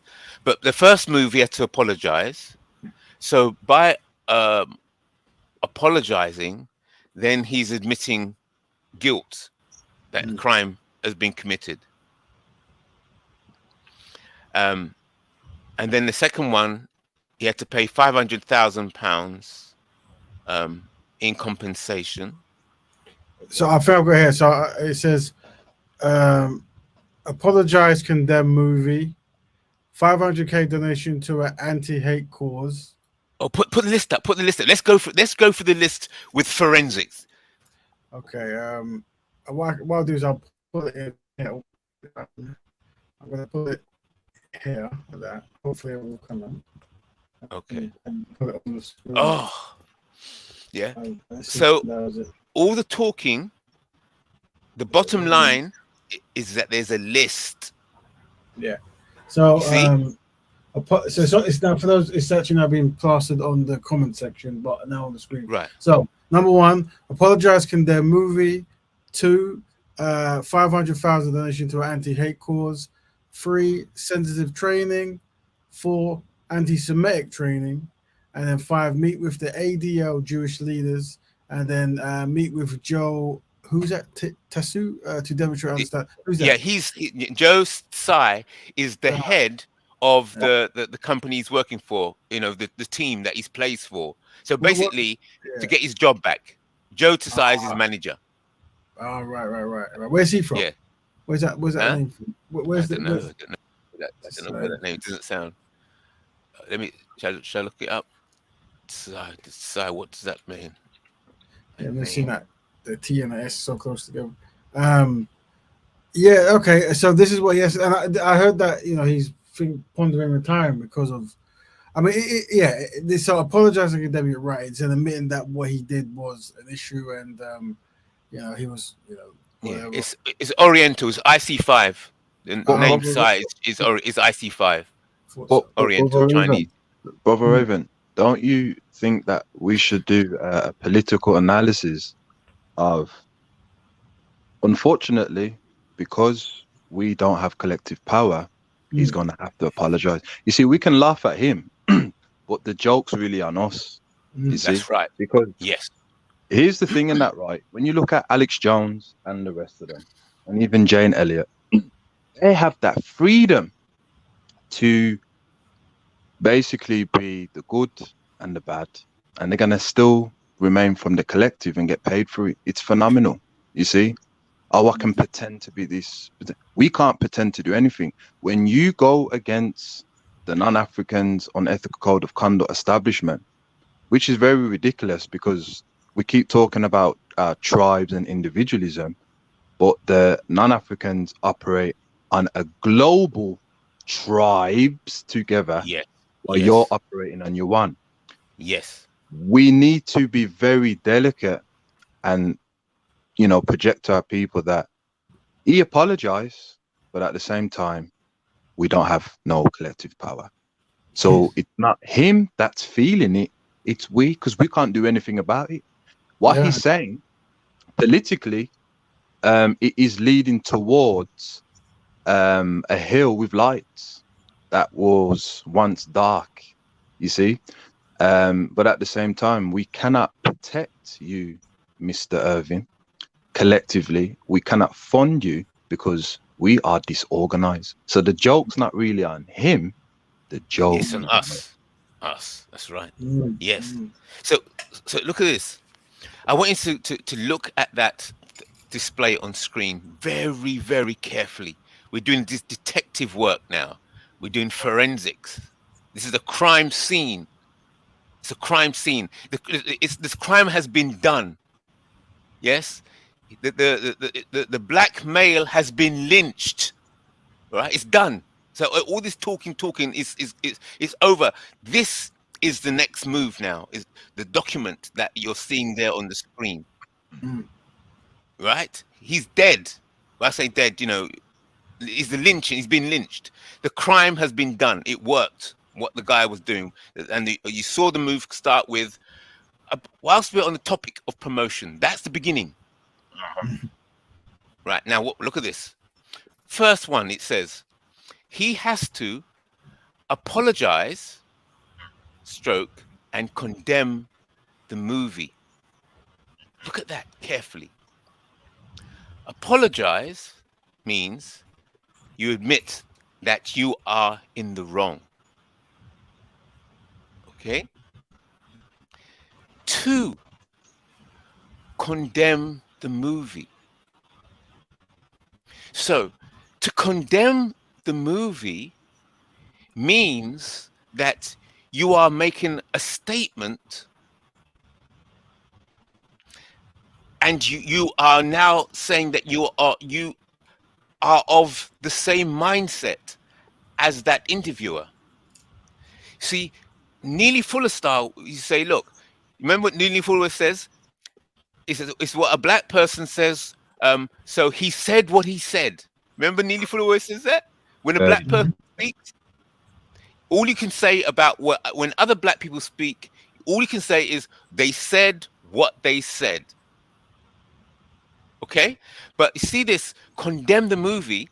So if black people are saying that the Jews are doing this and the Jews are doing that, and then the Jews are saying, oh no, we didn't do that, the black people are lying, yes. If you take a position and condemn the movie, you're saying that the movie is telling lies. You're taking a position. What would have saved him if he says, I cannot say that the movie is wrong or right. I cannot say if the movie is speaking truth or falsehood. I am in an investigative mode.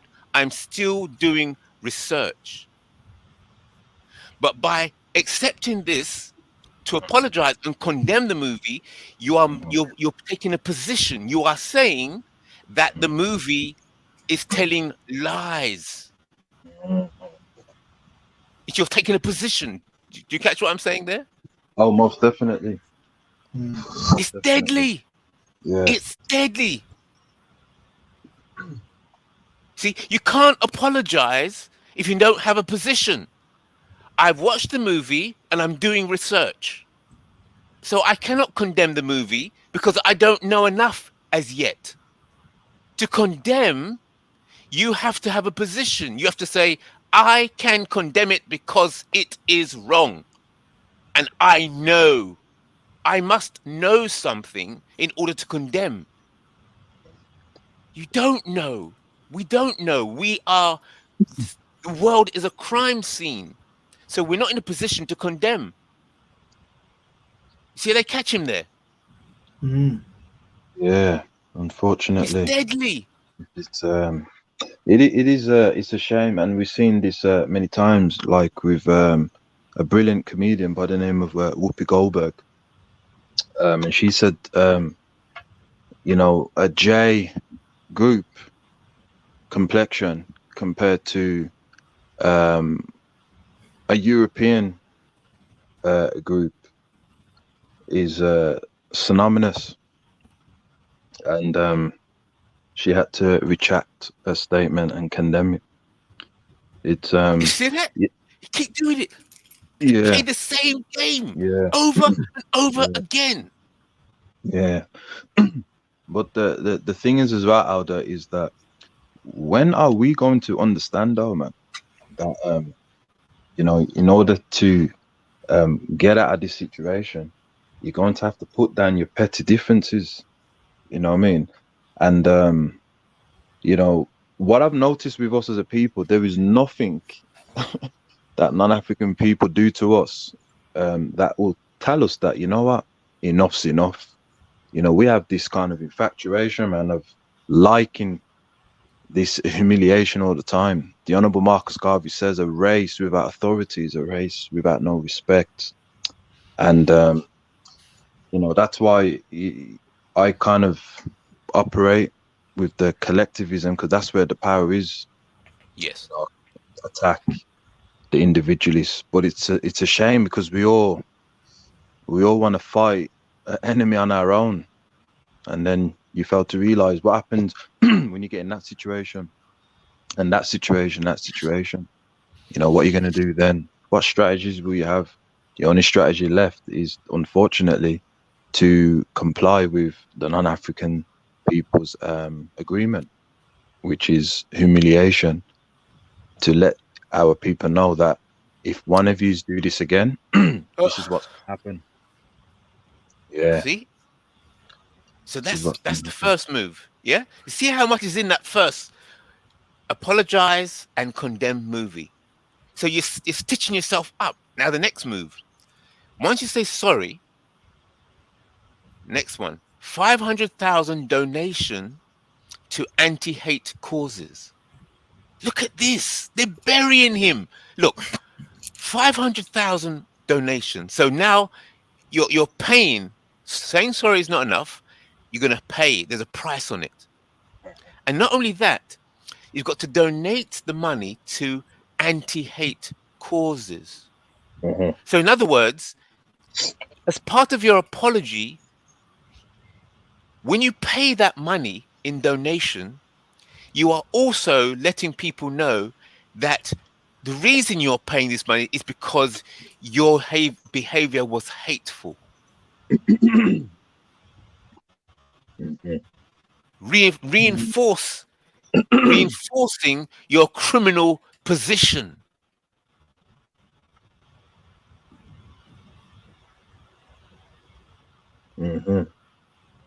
Yeah. And we put a number on it. 500,000. Okay, well, watch this. Go on. No, I was gonna say just before you jump on, I was gonna collect a list of where either Europeans or Jews or white people, but more so Jews in this Jewish people, I should say, in this standpoint, have done blackface or racist comments, and that's a community we don't have our list to give to them. You see, so maybe like, that's right, a list. Yeah, it's true. As well. Maybe a 500 to £1 million donation to like a Black Betterment organization or something. I don't know. Exactly. That's how you're supposed to be doing it. Yeah. So maybe we should talk about this. Yeah. Yes. Construct. And what's very interesting is that, you know, these groups that have put up this type of defense statement is the same group who has participated in the transatlantic slavery. Exactly. And they haven't paid the reparation or any form of statement to remove any form of discrimination on us. It's phenomenal. Yeah, but things are going to change. Things are changing right now because the way we're doing this forensic analysis to see how the game is played. Just don't watch the videos and say, oh, well, let's just talk about it. No, I want to know exactly how it took place, how the crime went down. Yeah. And look at this one. Next one. That's one. Number two. Now number three. Sensitivity training. You must take sensitivity training. That's number three. He has to take sensitivity training. Yeah. Now, what's this sensitivity? Brother Boom brought it out. You know, I said, what is this sensitivity? You see, I was saying, what's this sensitivity? Is there sensitivity in court? Is it of any value? And then Brother Boone says, yes, because your body language in court can be used against you on the case. I didn't think of that. That's right, yeah. I said, well, no, if we're dealing with facts, we're dealing with facts. What's this sensitivity nonsense? What's body language got to do with it? Brother Bourne pulled me up on it. He says, no, your language, your body language in court can count against you. I thought, whoa. So, do you remember in the interview, the way he was behaving and the way he was shaking his body and stuff like that? Yeah. Yeah, that's what they're using against him. Your lack of sensitivity on the subject of understanding Jewish culture. You need training. Your behavior is not right. And don't forget, it's 500,000 so far donation. But that sensitivity, that donation does not include the price for sensitivity training. So that's more money he's going to have to fork out.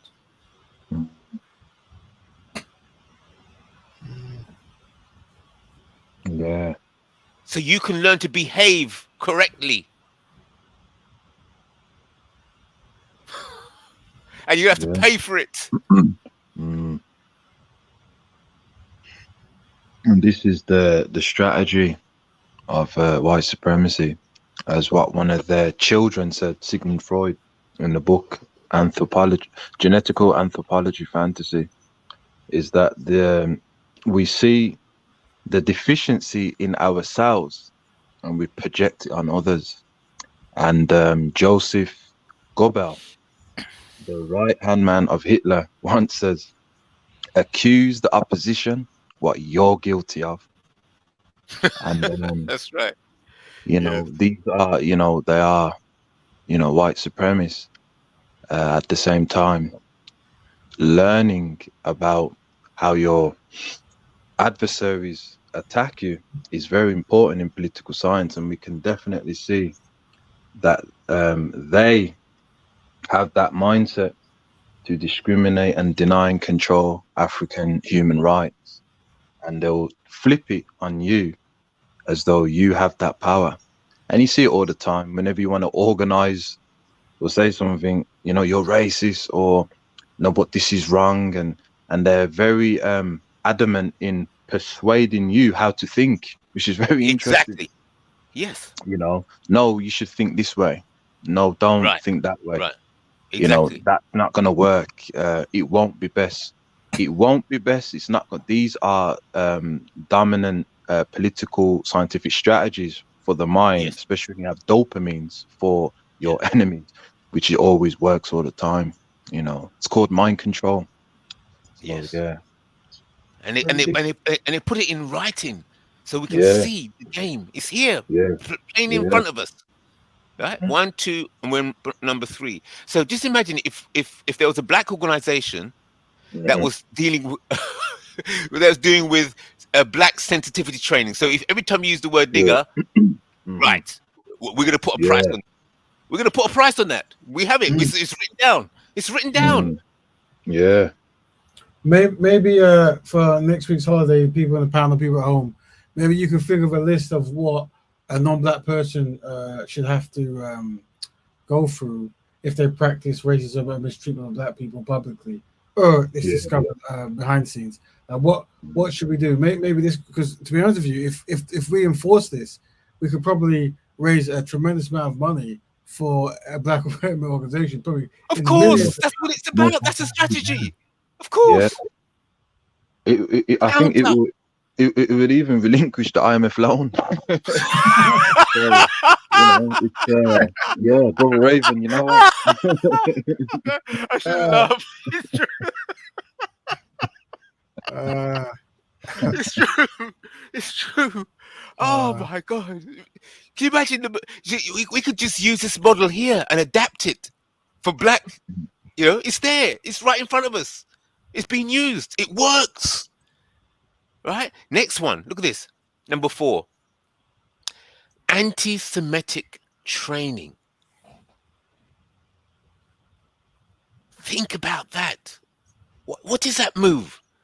It's just 2 words. Anti-Semitic training. Okay, yeah, and what? No, it's serious. By taking anti-Semitic training, that means the people who are training you on anti-Semitism are defining what it means to be a Semite.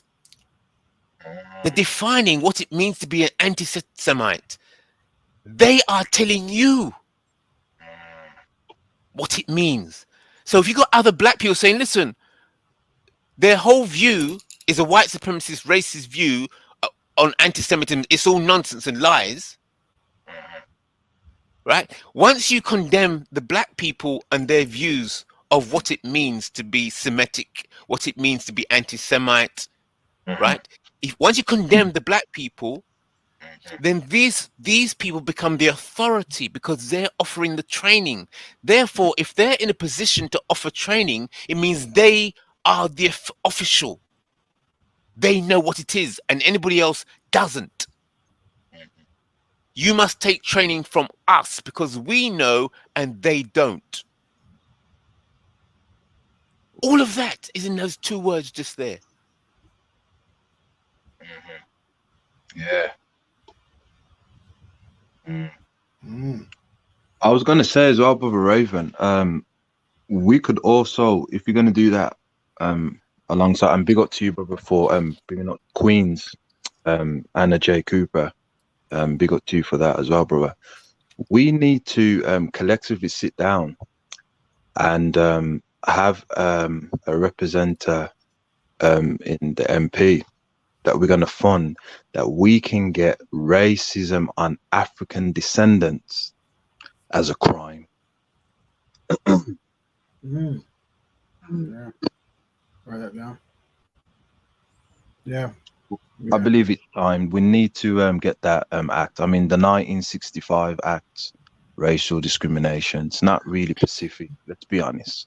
And the amount of time it's been broken, you know, it's a Connect Four to be honest with you. But we need to get that as a crime bill. Yeah, write it down. That's right. You've got to write it down. The plan. We have to the plan get is that. there in front of us. We're looking at it. They're being used. It's all. There's not much work to do. All you need to do is just change the words and just use the same things that Jewish people are using. It works. It needs to be, because I mean, the things that's happened to us historically and even now, it's overlooked, dismissed, you know, and we collectively are powerful, which they understand that, and we need to push that. The racial act on African descendants, you know, it, or black, you know what I mean, whichever one. We'll word it. Just technical, It precise needs to be. engineering. Yeah. Social engineering. It's engineering. Yeah. Machines are precise. All right. So watch this one. Next one. What he has to do, so on the list of what to do, meet with the ADL, meet with the ADL. Oh, sorry. Meet with the ADL Jewish leaders. Yeah, that's it. That's the thing. That's on the list. He has to meet with the ADL Jewish leaders. Okay, you think to yourself, okay, I'll just have a coffee with them. No way. Watch this. I go to the ADL website.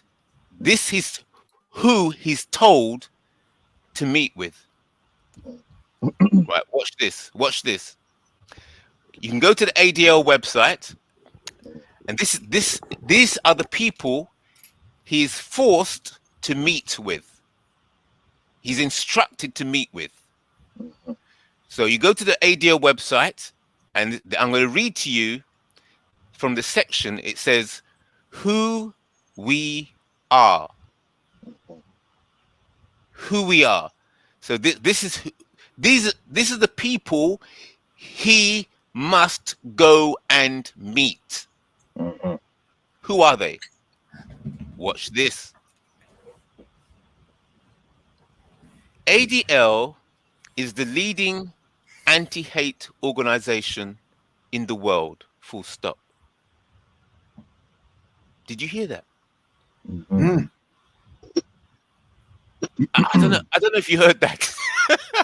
I don't believe you heard it. Let me read that again. This is forced. The black man is forced to this. Listen to this. ADL is the leading anti-hate organization in the world. Full stop. That's the first sentence. How can you be a leading anti-hate organization in the whole world? That means you are defining, or you have the ability to define what love is and what hate is. That's right. That's right. Are you getting the seriousness of this? Of Hover, that's right. Hovers. And not only that, Mm-hmm. that means you can crush all other cultures. That means that your culture, your point of view is superior to all other cultures. That's right. So you must hate and you must love what we tell you to do. That's right. Because we dictate love and hate in the whole world. Full stop. Yeah. That is related. That is a manifesto to destroy. No. I'm not going any further. That's the first sentence. Bit further. Founded in 1913, its timeless mission is, quote, to stop the defamation of the Jewish people and to secure justice and fair treatment to all, end quote, full stop. Did you catch that? Founded in 1913, its timeless mission is to, quote, to stop the defamation of the Jewish people and to secure justice and fair treatment to all. That is extremism. How can you secure justice and fair treatment to everybody in the world? Are you the arbiter of justice? Are you the only person? Is it justice by your view? Okay, to stop defamation of the Jewish people, that's fine. I accept that. Look after your people, look after your tribe, that's fine. But you see the word and. To secure justice and fair treatment to all. Wait a minute. What business is that of yours? Justice is served by the community, by the culture, by the tradition of a people. So are you saying that you're just going to all the tribes and all the other countries and all the other people in the world, you're going to run what's it when they just roll over all their traditions, all their values, all their culture, all their systems of justice, and you're going to dictate and secure justice and fair treatment. You see that word fair? We know that we're nearly full about that word fair. Yes, we do. So let's read it from the Neely Fuller point of view, yeah? And secure justice and white treatment to all. Whiteness. I mean, that is as plain white supremacy statement as... Can you get any more plain than that? Okay, full stop. Next one. Today, ADL continues to fight all forms of anti-Semitism and bias using innovation and partnerships to drive impact.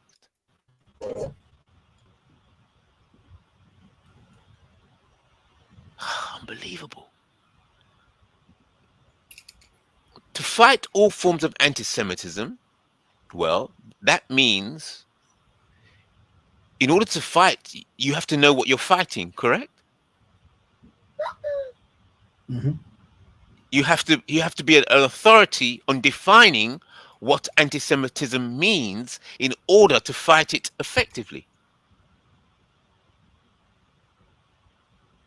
And he says using innovation and partnerships to drive impact and fight. See, fight all forms of anti-Semitism and to drive impact. So partnerships. So therefore, the partnerships is that we, the Jewish people, will partner up with maybe non-Jewish people, I mean, what do you mean by partnerships?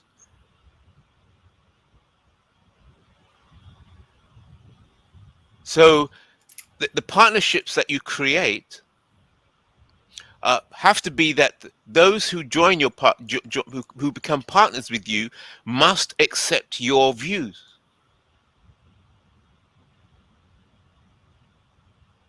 Must do. Any comments on that? No, you're doing good.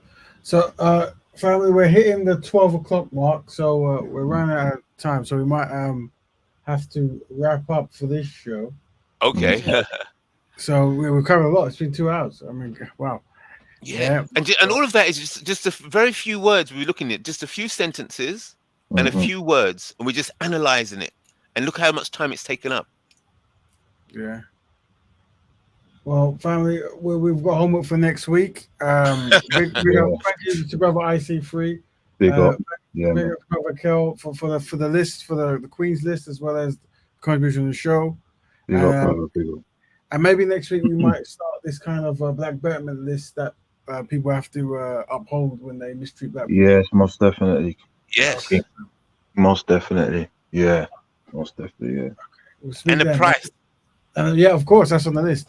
But yeah, we'll come back and see what we can, what ideas we have. But until then, Black Betterment, and see you guys next week. Okay, take care. Okay, Big up, I know. Bye.